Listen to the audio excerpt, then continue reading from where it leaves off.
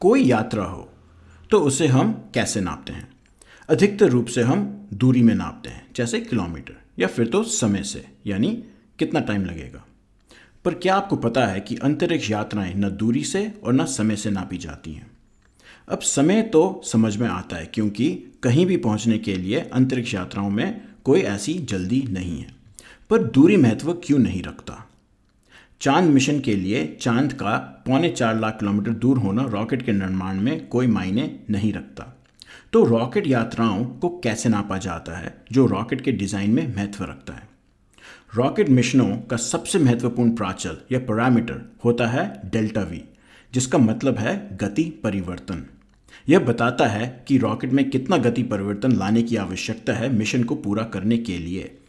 हर एक अंतरिक्ष यात्रा की तैयारी उसके डेल्टा वी पता होने से ही शुरू होती है। तो अंतरिक्ष यात्राओं को डेल्टा वी से क्यों नापा जाता है? ये क्या अजीब प्राचल है? क्योंकि धरती पे यात्रा और वाहन के गति परिवर्तन का कोई रिश्ता नहीं बनता। इसको समझने के लिए हमें अंतरिक्ष यात्राओं की परिस्थिति समझनी होगी और वो कैसे धरती की यात्राओं से अलग होते हैं। अंतरिक्ष यात्राओं में जमीन का कोई रगड़ नहीं, या फिर देयर इज नो फ्रिक्शन, हवा का कोई घर्षण नहीं, there is no air drag.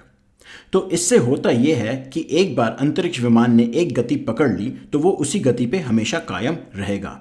ये सीधे न्यूटन के गति का पहला नियम है, जो है जड़त्व का नियम या लॉ ऑफ इनर्शिया, जो कहता है कि स्थित वस्तु स्थित ही रहेगा और जो वस्तु गति में है वो गति में ही रहेगा जब तक उस पर जोर ना लगे।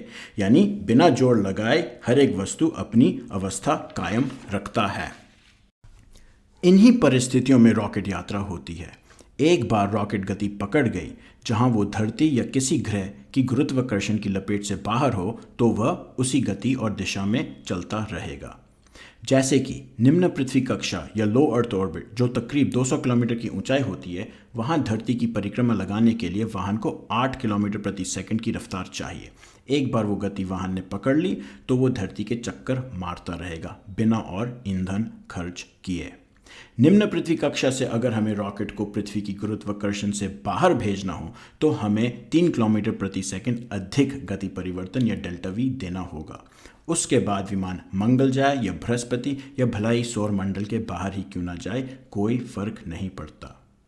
मिशन मंगल पहुंचने का हो या बृहस्पति पहुंचने का, डेल्टा वी बराबर ही होगा। रॉकेट की बनावट में ज़्यादा फर्क नहीं होगा। जब भारत का मंगलयान मिशन हुआ तो लोग और अखबारें भी छापने लगे थे कि ये तो ऑटो रिक्शा से भी सस्ता पड़ता है प्रति किलोमीटर। रॉकेट विधि की अज्ञानता से ही ऐसे फालतू तुलनाएं होती हैं।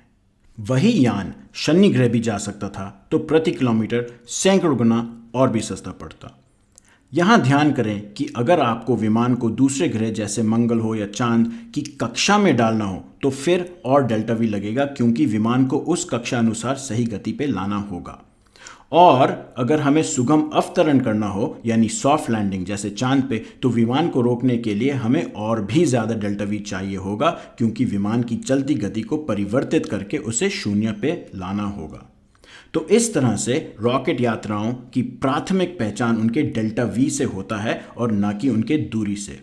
यह चालू होता है मिसाइलों से, मध्य दूरी मिसाइल, अंतर महादेशीय मिसाइल, फिर पृथ्वी के अलग अलग कक्षाओं के, निम्न पृथ्वी कक्षा से भू समकालिक कक्षा, और फिर दूसरे ग्रहों तक पहुंचने के लिए, दूसरे ग्रहों की कक्षा में जाने के लिए, और फाइनली दूसरे ग्रहों पर सुगम अवतरण करने के लिए।